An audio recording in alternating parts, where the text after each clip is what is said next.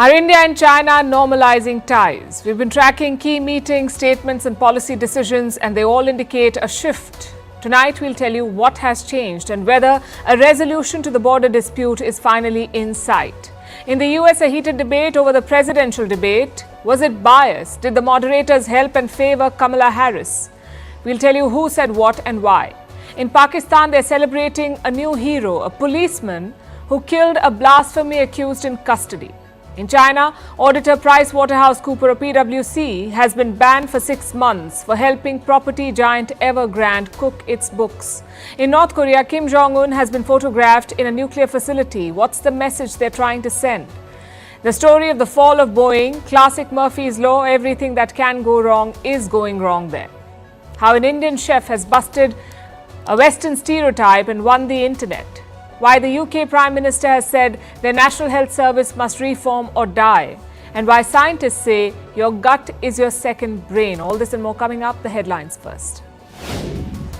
US President Joe Biden meets the UK's Prime Minister Keir Starmer in Washington. The two leaders discuss the Ukraine war, also mull whether to let Kiev fire Western-supplied missiles into Russia. Moscow has warned that such a move will mean NATO is at war with Russia. Ukrainian President Zelensky says he will meet Biden this month with his victory plan. India renames Port Blair, the capital of Andaman and Nicobar Islands, will now be called Sri Vijaypuram. Home Minister Amit Shah announces this decision, says it is to free the nation from the colonial imprints. The city was earlier named after a British official of the East India Company. And staying with India, Delhi Chief Minister Arvind Kejriwal walks out of jail, assures his supporters that prison has not broken his morale. Earlier today, Kejriwal was granted bail by the Supreme Court of India. He was arrested in March in connection with the now scrapped excise policy case. South African President Cyril Ramaphosa signs a contested education bill into law but delays implementing clauses which could fracture his unity government. The second largest party in his government has now threatened to move court. This is the first major test for the ruling coalition, which was formed after the May election. China to raise its retirement age after decades. For men, it will now be extended to 63 years from 60. For women, it will be 58 years instead of 55. The decision comes amid a looming demographic crisis and an aging population. China's current retirement age is among the lowest in the world.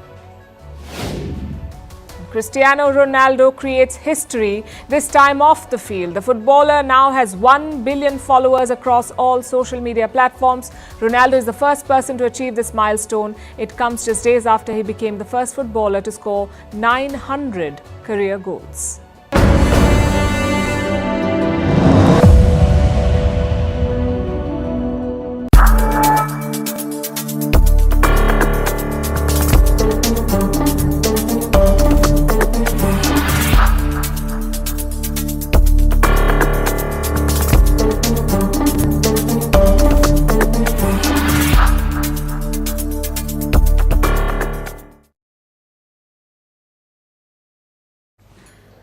India has a China problem. 2 weeks ago, Foreign Minister Jaishankar said this. Tonight we ask if we are close to solving that problem. It's a rhetorical question, but worth asking because there are rumblings of a rapprochement, thanks to two events in the past 24 hours. Earlier today, key officials from India and China met in Russia, in St. Petersburg. The border czars from both sides, National Security Advisor Ajit Doval from India and Foreign Minister Wang from China. Both were in Russia for a BRICS event. They had a meeting on the sidelines to discuss the border standoff, and it seems that they had a good meeting. India and China released separate statements. Both hinted at a possible resolution. India's statement called for disengagement with, and I'm quoting, urgency. What about the Chinese? They did not specifically mention the border, but they said China wants, and I'm quoting again, China wants an improvement of bilateral relations. So that's the first development. The second happened yesterday when India's Foreign Minister S. Jaishankar spoke about the border. He too said that progress is being made. Negotiations are going on. We made some progress. I would say roughly, you can say about 75% of the disengagement problems are sorted out. We still have some things to do.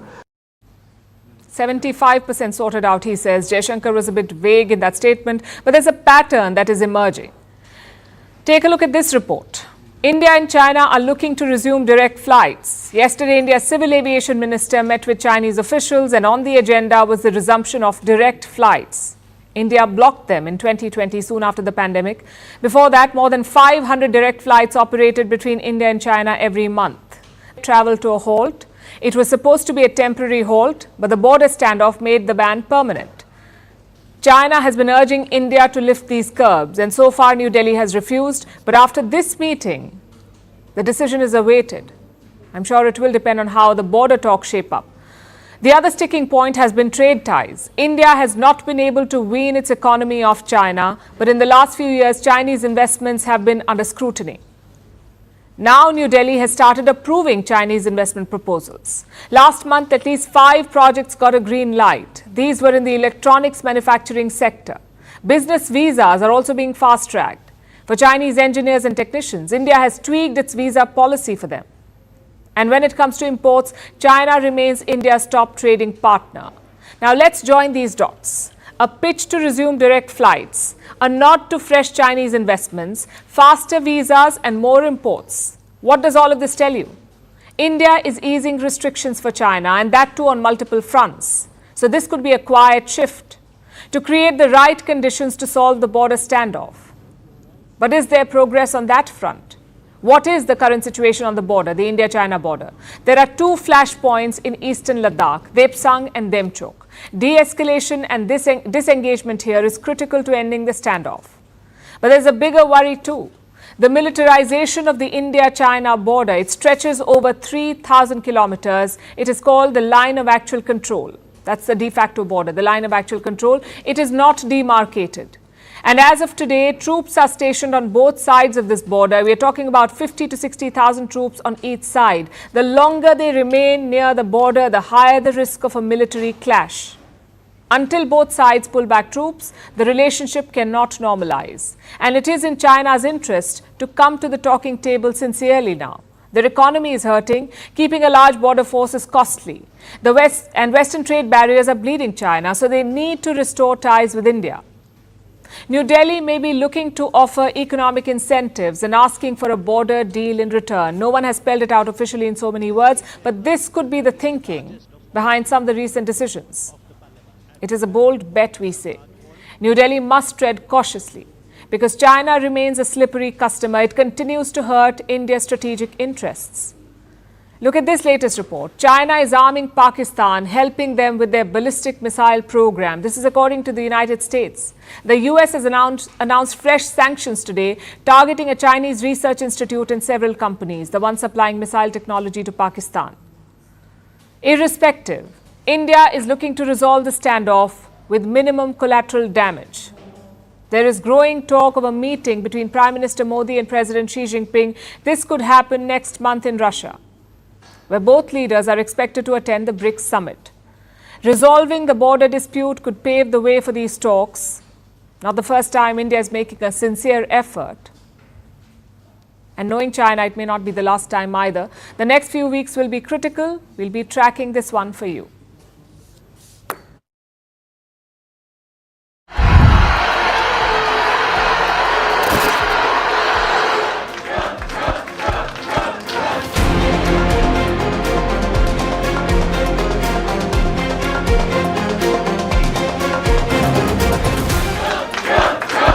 There will be no third debate.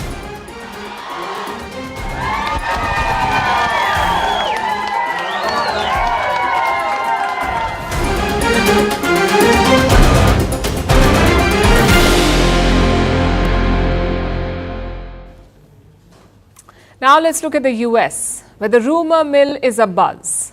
There are allegations of a conspiracy, of a plot against Donald Trump. On Tuesday, Trump took part in a presidential debate. He faced off against Kamala Harris. Some of you would have seen the debate. We told you about it. What did you think of it? Who do you think won the debate? Donald Trump believes it was him, that he won the debate hands down. So because we've done 2 debates and because they were successful, there will be no third debate. Trump says there will be no third debate. His first debate was against Joe Biden. It forced the sitting US president to withdraw from the race. The second debate was against Kamala Harris, and Trump thinks that he won it. In fact, he says that it may have been his best debate, so he doesn't want another one. On the other side, there's Kamala Harris. She's quite eager for another round. So North Carolina, 2 nights ago, Donald Trump and I had our debate. You watched it? Did you watch it?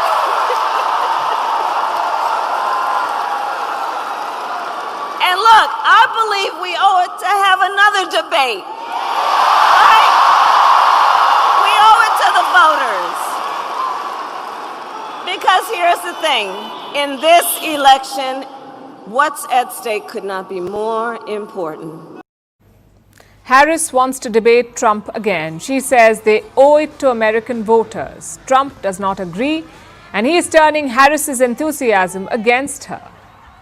But she immediately called for a second debate, which means that she was like a prize fighter that lost a fight.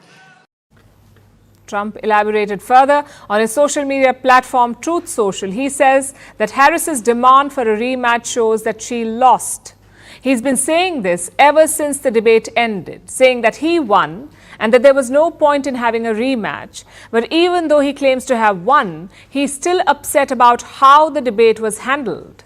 The debate was hosted by ABC. It's an American TV network. Trump is quite upset with this network and its anchors. The debate was moderated by 2 ABC anchors, and they were constantly fact-checking Donald Trump, disputing his claims during the debate.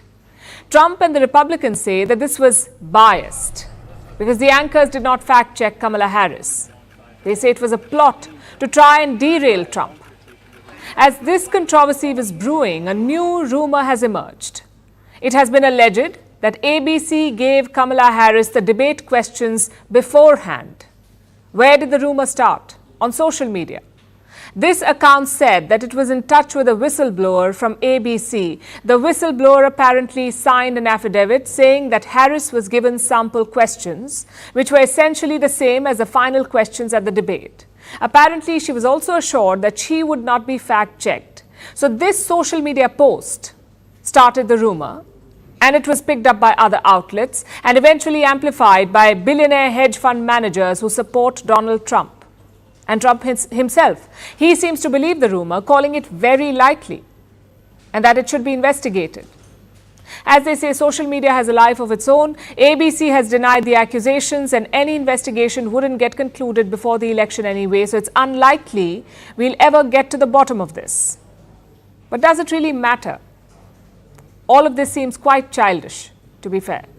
Both Trump and Harris claiming that they won the debate, Harris wanting another to rub it in, Trump refusing and insulting the referees, and then the Democrats calling Trump chicken. I'm not making this up. That's Kamala Harris's campaign manager actually calling Donald Trump a chicken. This is the state of American politics. This is what it has devolved into, name-calling and blaming moderators. The truth is, whatever the debate result, it has not changed much on the ground. No side got a boost in the polls.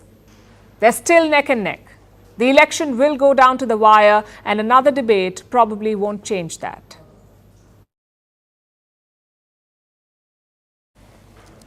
Our next story is from Pakistan. A murder has taken place in the country in the city of Quetta. It took place inside a police station. The murderer was a police constable. He shot a man who was in custody. Why? Because the victim was accused of committing blasphemy. The victim's name was Abdul Ali. He had been arrested on Wednesday after a video of his went viral. He allegedly said something objectionable about the Prophet Muhammad. So he was charged under Pakistan's draconian blasphemy law. That sounds absurd enough as it is. A country having a blasphemy law in this day and age. But the story just keeps getting worse. Even though the accused was arrested, it wasn't enough for some people. Members of some religious political parties took to the streets. They took out rallies, blocked traffic, burned tires and created a ruckus. Then the mob gathered outside the police station holding the victim. They demanded that he be handed over. The police refused. So the mob threw a hand grenade at the police station. Now what would the police do in a normal country? They would arrest the lunatics, chucking hand grenades. But this is Pakistan. where a deranged mob can easily overpower law enforcement. So the police pleaded with the mob. They gave assurances to the political party in charge. They told them that the accused had been booked and an investigation was underway. The pleading worked. The mob went away to cause chaos elsewhere. Meanwhile, the Quetta police decided to move the accused to a different police station in case the mob got bored and decided to return. And even this wasn't enough to save Abdul Ali. On Thursday, he got a visit from Saad Khan Sarhadi, a constable from the first police station. This constable made his way to Ali's new holding cell and shot him dead. This means a police official murdered a blasphemy suspect who was already in custody. The constable has been arrested, but some people are calling him a hero. People are going to his house to congratulate his father, apparently for raising a murderer of the defenseless. This event is reportedly the first of its kind in Quetta, but not in Pakistan, because this country sees incidents like this far too often. In the month of June, a man was lynched in Khyber Pakhtunkhwa, allegedly for desecrating the Quran. Just days before that, a man was killed over blasphemy accusations. He was 73 years old. 73. A mob beat him up. He later died because of his injuries. Blasphemy is a rallying cry for Pakistan's extremists. It has become an excuse for people to take the law into their own hands. And this psychotic behavior is encouraged by Pakistani establishment, the government, as it refuses to do anything about the country's blasphemy laws. These laws were inherited from the British, but Pakistan made them more severe in the 1980s. During the reign of the military dictator Mohammad Zia-ul-Haq, Zia was a religious hardliner and he wanted the country to reflect his worldview. Up till 1986, there were 14 cases related to blasphemy in Pakistan. After Zia mucked about, there have been hundreds. The military dictator popularized the prosecution of blasphemy. And this has made its way down to the people, brainwashing them and creating the conditions for mob lynchings. No Pakistani politician will reverse Zia's changes for two reasons. One, they're scared of the mob, terrified of the monster they helped create, because even politicians get murdered when it comes to blasphemy in Pakistan. And the second reason is greed. The blasphemy law has helped birth extremist movements and religious political parties. These parties can rally popular support, as we just saw in the case of Quetta. The support can be converted into votes. That's why no Pakistani politician will ever try and repeal the blasphemy laws. Now take a step back and think about everything that you just heard, about how religion has been weaponized, about how cynically it has been used. What is the real purpose of blasphemy laws? To protect religion? Religion has been around long before any of us. And it will be here long after we are gone. It does not need protecting. Blasphemy laws are not about protecting religion. They are about persecution. These are tools to control the masses and an easy way for politicians to remain in power. The people of Pakistan should recognize this and push for a reform before more lives are lost.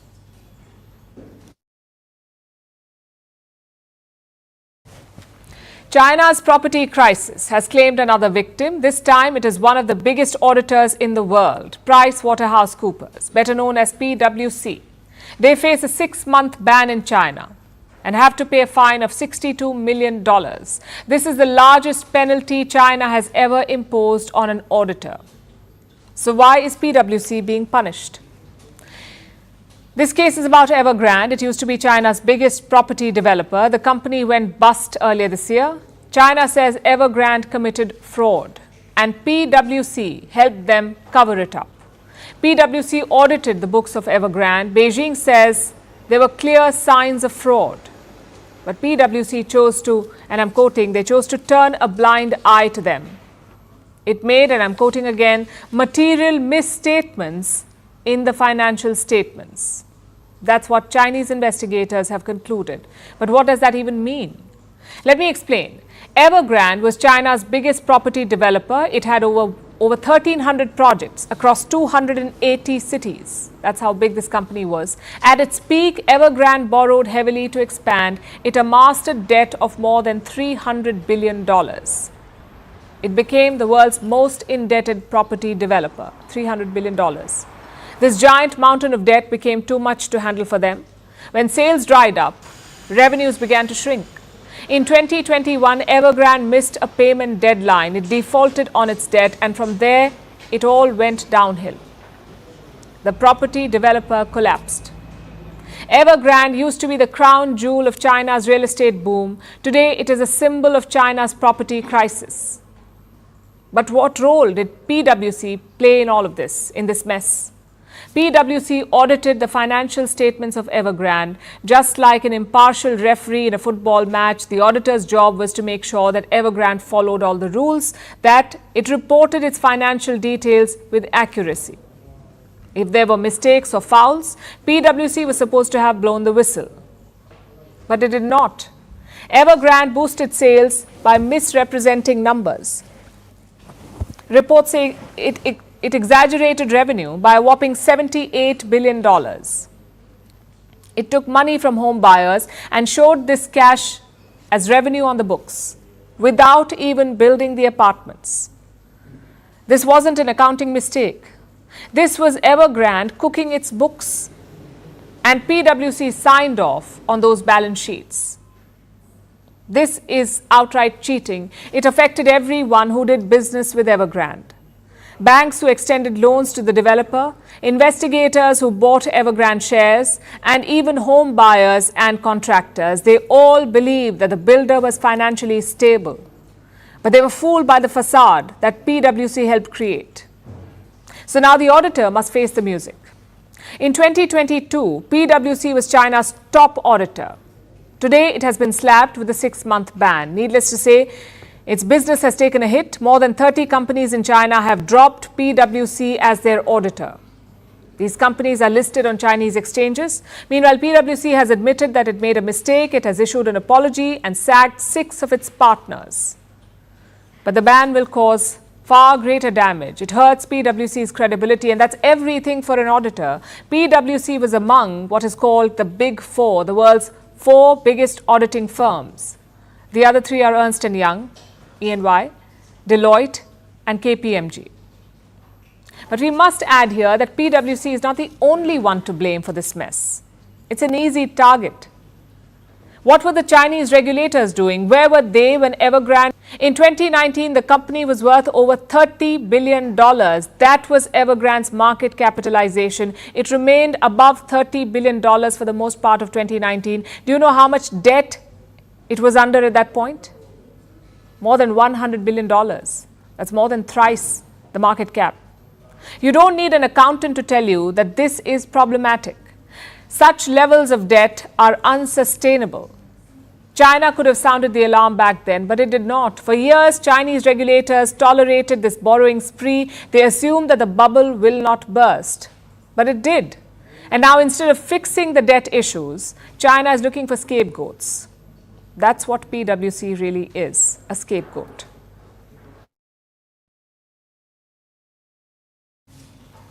When it rains, it pours stands true for Boeing. The aviation company is dealing with a lot. There's a lawsuit, $1 million fines for crashes, whistleblower deaths, faulty planes, financial losses. Name any problem, and it's likely that Boeing is going through it. And amid all this, 30,000 of its workers are going on strike. They haven't had a pay hike in 16 years, and they won't return until their demands are met. Last time a strike like this happened was in 2008. Boeing lost almost $1.5 billion then. What will it look like this time? And is the company equipped to handle such a loss? Our next report tells you. The clock struck midnight and down went the tools. 30,000 Boeing workers will not pick them up anytime soon. They are on a strike. A walkout that could cost the company billions. But it's been coming for some time now. This will be an unfair labor practice strike, as there were many violations of the law while on the shop floor. We had discriminatory conduct, we had coercive questioning, we had unlawful surveillance, and we had unlawful promise of benefits. The last time Boeing workers went on a strike was in 2008. It was for 8 weeks. It cost the company about $1.5 billion. Finally, the company and workers reached a deal. That same contract continues today.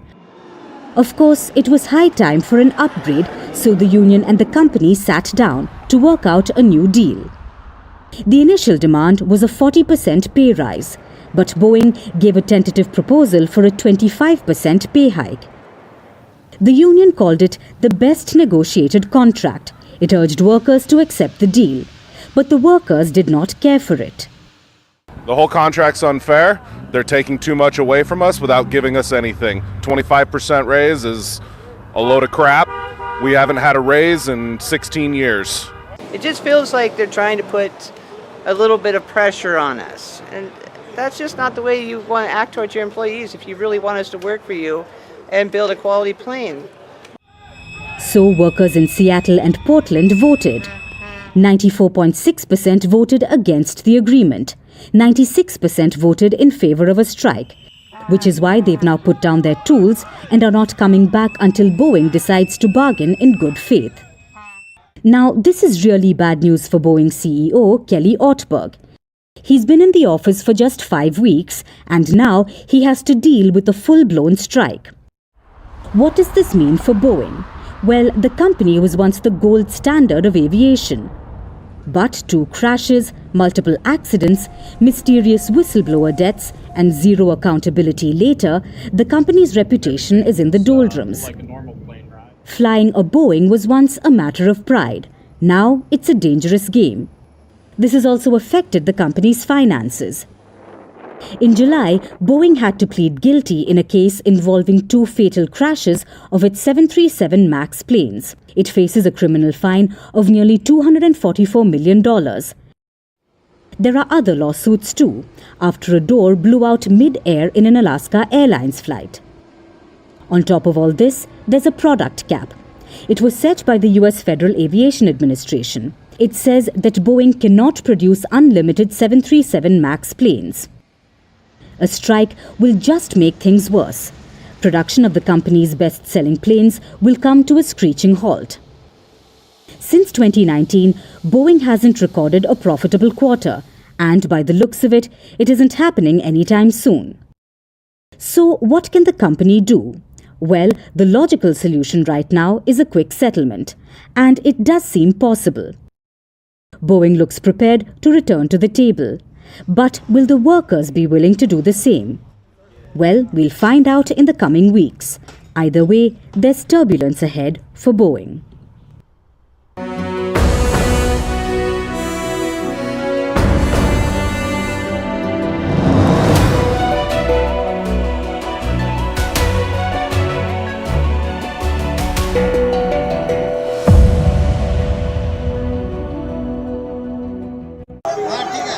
मेरी ताकत 100 गुना ज्यादा बढ़ गई है।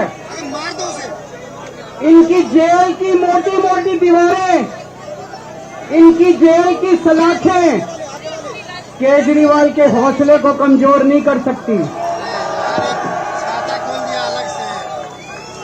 मैं भगवान से प्रार्थना करता हूं, जैसे आज तक ऊपर वाले ने मेरे को रास्ता दिखाया, ऊपर वाले ने मेरे को ताकत दी, ऐसे ही भगवान मुझे रास्ता दिखाता रहे। मैं देश की सेवा करता रहूं और ये जितनी राष्ट्र विरोधी ताकतें हैं जो देश के विकास को रोक रही हैं, जो देश को बांटने का काम कर रही हैं, जो देश को अंदर से कमजोर करने का काम कर रही हैं, जिंदगी भर में इनके खिलाफ लड़ा हूं, आगे भी ऐसे ही लड़ता रहूंगा। भारत माता की, भारत माता की।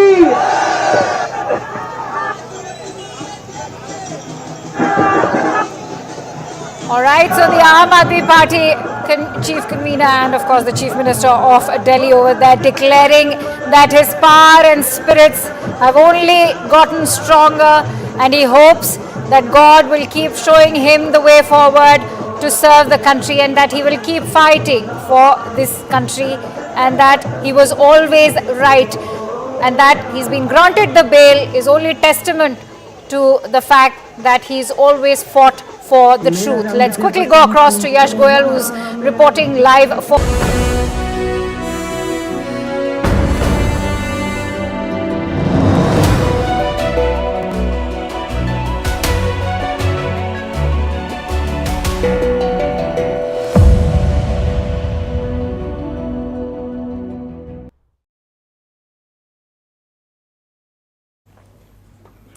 Our next story is about North Korea. The Hermit Kingdom is known for a lot of things, but what stands out is its secrecy. Pyongyang is extremely hush-hush. No one really knows what's going on over there, which is why a set of new photos has captured the world's imagination.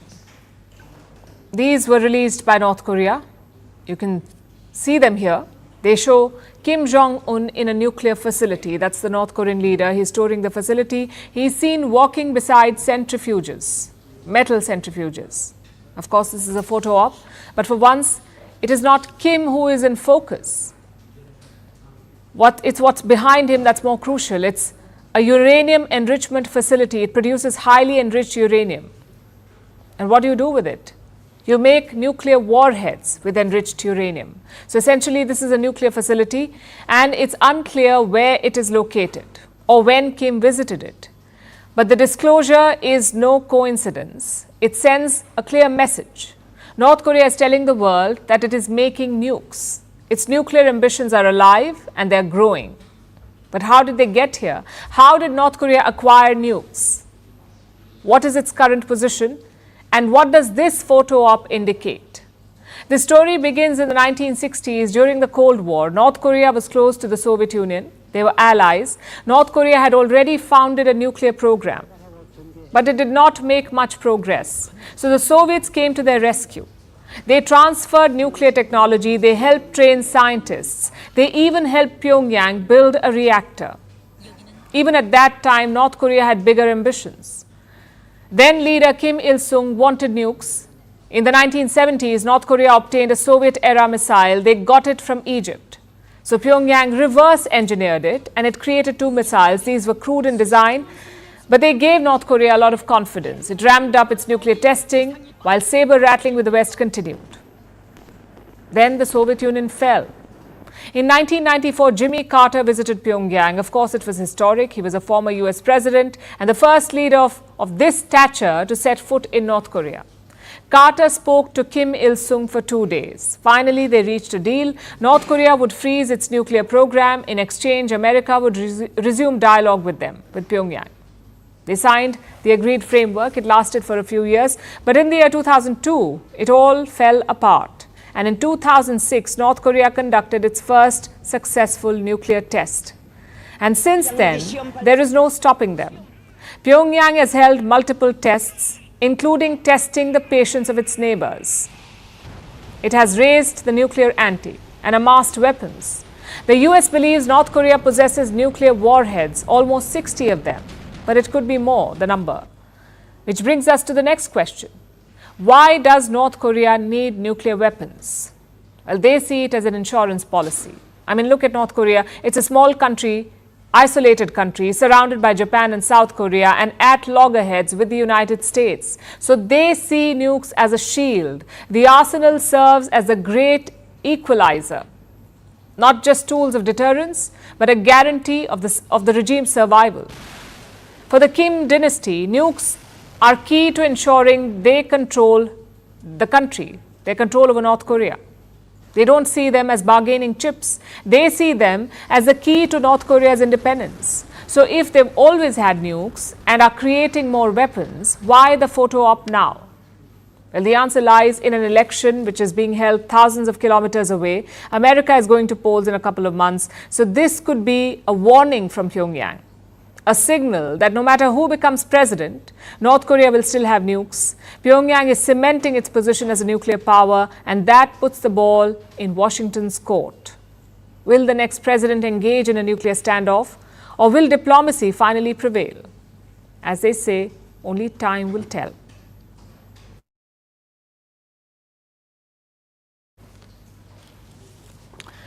There's a modern saying, I'm sure you've all heard it. It goes, the internet is forever. That's the saying. What this means is that once something is on the internet, it will stay there forever, always ready to come back to life. And this has just happened with a video featuring Vikas Khanna, who's a celebrity chef based in New York, and he's going viral again because of an interview from the year 2020 during the peak of the Wuhan virus pandemic. You remember those bleak days. The world was under lockdown, people couldn't leave their homes, incomes and savings were drying up, and ordinary people were going hungry. Vikas Khanna was among those who tried to help. He started an initiative called Feed India.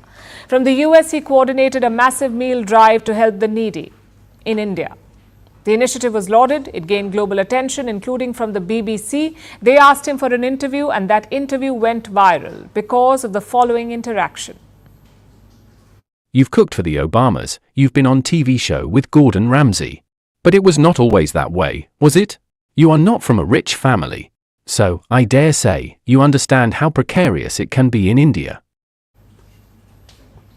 The interviewer made that statement. It's a standard, casual, run-of-the-mill racism. He just randomly perpetuated some stereotypes about India. Khanna was not born a billionaire, so then he must have understood hunger. He is from India after all. Khanna didn't miss a beat though. He responded with this.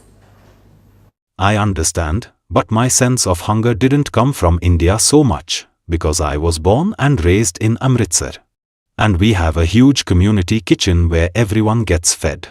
The entire city can eat there. But my sense of hunger came from New York. That was the reply, and it has gone viral 4 years after he said it. Why has it caught the public imagination once again? Well, look at these social media posts. You'll notice the pattern. It shows that Indians are fed up with Western arrogance, with the absurd stereotypes. And this keeps happening. In 2014, it was this cartoon by the New York Times. They put this up when India was planning a mission to Mars. The cartoon went viral again last year after the Chandrayaan-3 mission, when India became the first country to successfully soft land a spacecraft on the moon's south pole. Last year, we saw this as well. A cartoon put up by a German publication, Der Spiegel. It was when India overtook China to become the world's most populous country. Look at how the German publication chose to depict India. Again, blatantly racist. Like I said, this keeps happening. Time and again, the West keeps insulting countries like India. Vikas Khanna's response not only defended India well, he also said that his experience with hunger came from New York, highlighting the fact that most of the West likes to overlook. Millions of Americans experience food insecurity, including over 13 million children. Their families struggle to put 3 meals on the table. But you won't see a British journalist say, "You're not from a rich family, so I dare say you understand how precarious it is to be in the US." That will never happen. The Western media likes to pretend that everything is fine at home, that the real problems are all elsewhere, and that anyone born outside the West must have barely survived starvation. It's an absurd stereotype rooted in racism, and Vikas Khanna's response called it out. That's why it's being celebrated 4 years after he said it, and it will probably go viral again in the future.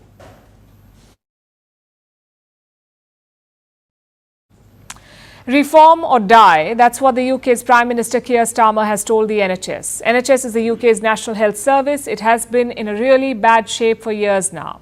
This week, a damning report came out. It laid bare the critical state of NHS, from the crumbling infrastructure to the ballooning wait list, which stands at 7.6 million. That's how many people are waiting for healthcare in the UK. So Starmer has come up with an ambitious but controversial idea. He has promised a 10-year plan. He says money will not solve the problems. What the NHS needs is a complete reform. But can this decade-long plan resuscitate the National Health Service? Here's a report.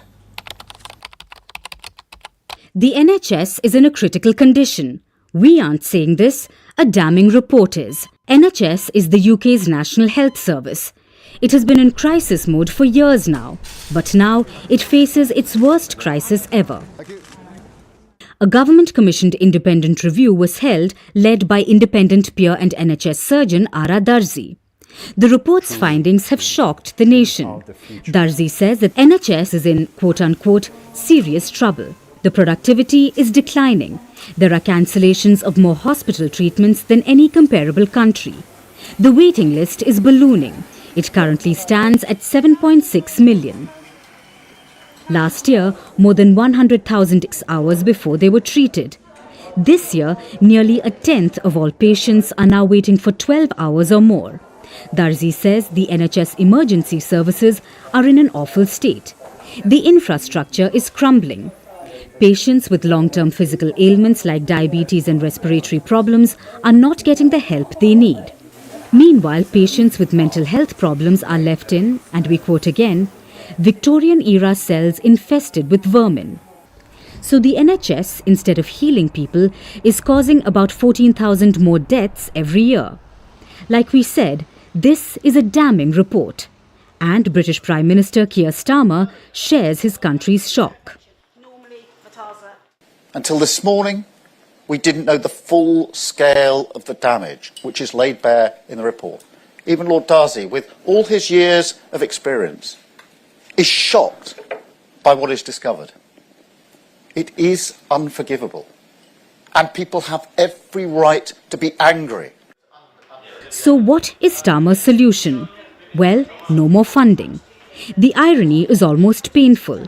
But the Prime Minister says that the NHS's problems will not be solved by more money. The NHS needs reform. Starmer says the NHS can reform or die. So what is he going to do? He has promised to draw up a 10-year plan. He calls it the biggest reimagining of the NHS. This reimagining will only appear in spring next year. So the details are not clear yet.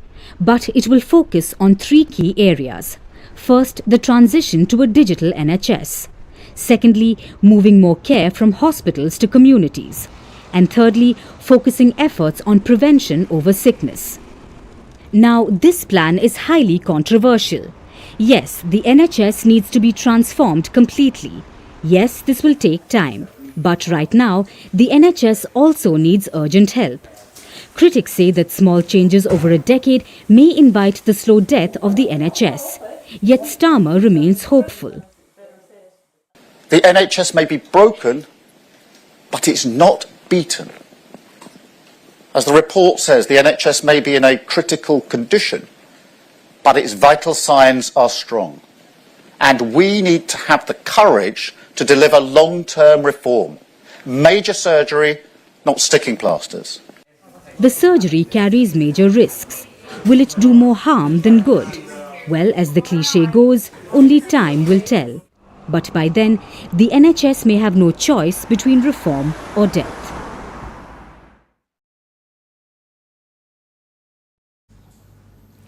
Have you ever heard of top-down diseases? They start in the brain, then percolate down to the gut. Parkinson's has long been considered one of them, a top-down disease. Parkinson's is a neurological disorder. It causes stiff muscles and involuntary tremors or shaking. This is a disorder of the nervous system, of the brain. But here's a lesser-known fact. Parkinson's patients face digestive issues as well, like stomach ulcers, difficulty in swallowing, or irritable bowels. Treatments can reduce the symptoms, but the brain and the stomach, both of the brain and the stomach, but there is no cure for the disease. Today, it is the fastest growing neurological disorder the world over. The numbers have doubled in the past 25 years. 10 million people suffer from it. Experts are calling it the Parkinson pandemic. So scientists are scrambling to find answers. But research shows that first, they have a lot to unlearn. Parkinson's does not have a cure yet because for years, research has been upside down. Parkinson's may not be a top-down disease after all. It could be a bottom-up issue, where it starts in the gut, then goes all the way to the brain. That's what recent studies show, a bottom-up map of the Parkinson's disease. And the evidence is only growing. A new study is adding to this. It says that Parkinson's disease begins in the stomach, and if people have gut problems, this could be an early warning sign. Doctors have a gut feeling that this may be true. They don't have all the answers yet, but what they do know, based on decades of research, is this. We have 2 brains, each one of us. We have a brain in the head and one in the gut, and they're connected. And if this sounds like crazy talk, let me ask you, have you ever felt butterflies in your stomach, that tingling feeling, maybe right before an exam or before giving a speech? This was the work of your dual nervous system.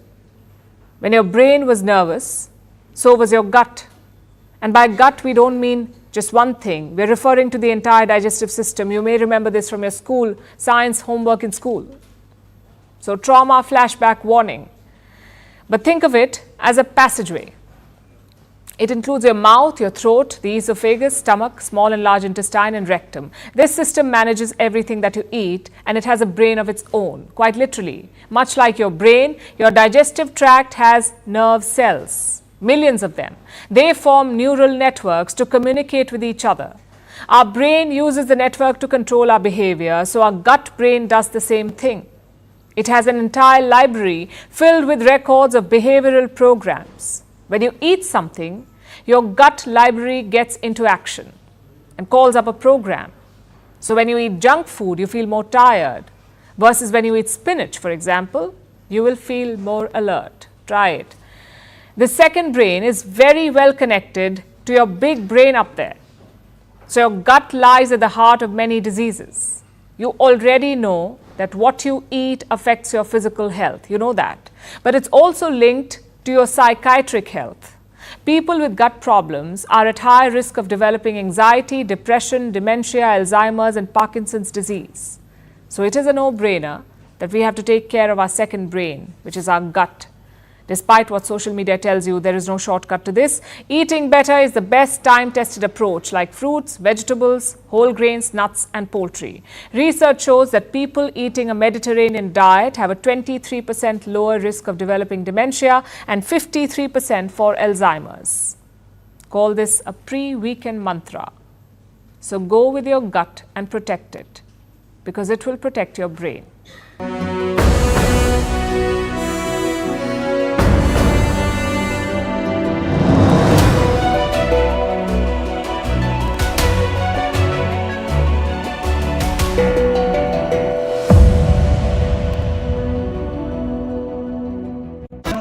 All right, in fact, let me quickly bring in Anmol Panwar, the spokesperson for the Aam Aadmi Party.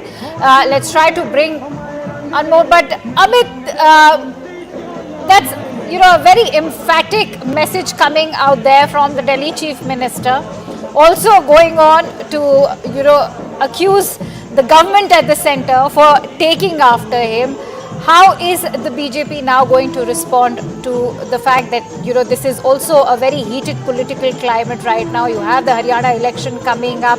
Many are also questioning the fact that this is going to put you on a sticky wicket, the BJP on a sticky wicket, now that a very confident Arvind Kejriwal is out on bail. Ma'am, if you recall,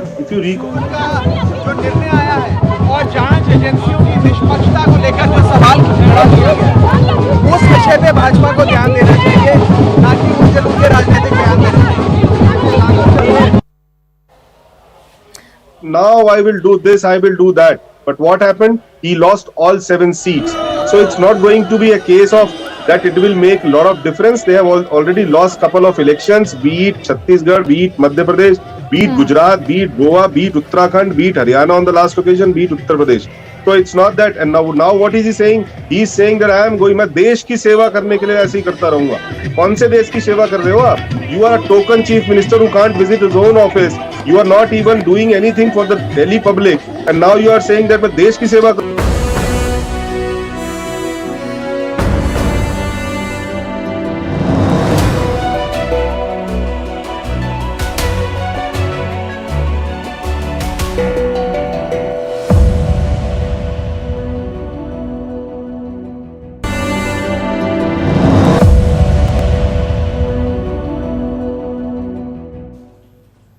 Our next story is about today's date, Friday the 13th. It was once the stuff of nightmares, a date etched in superstition, shrouded in fear and whispered about in hushed tones. People acted like the world was going to end on this day. They cancelled travel plans, delayed the birth of children and avoided black cats like a plague. Well, not anymore. Friday the 13th is the victim of the ultimate horror story. It has become a meme. After all, it's hard to be afraid of bad luck when your feed is full of dancing black cats. Guess the only horror story here is if your Wi-Fi stops working on Friday the 13th. Take a look.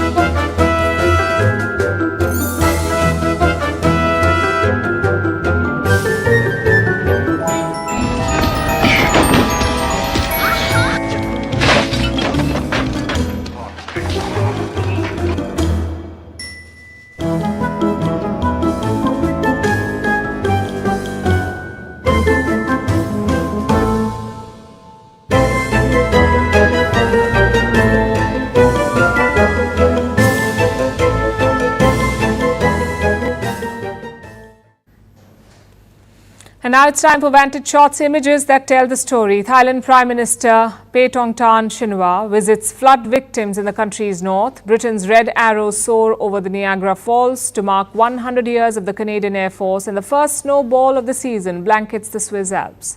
Finally, we're taking you back in history. On this day in 1993, Israel and Palestine signed the first Oslo Accord. It was the first of a pair of agreements signed on the White House lawns. This was the first time Israel and Palestine recognized each other. The accords were the closest the two sides came to resolving the conflict.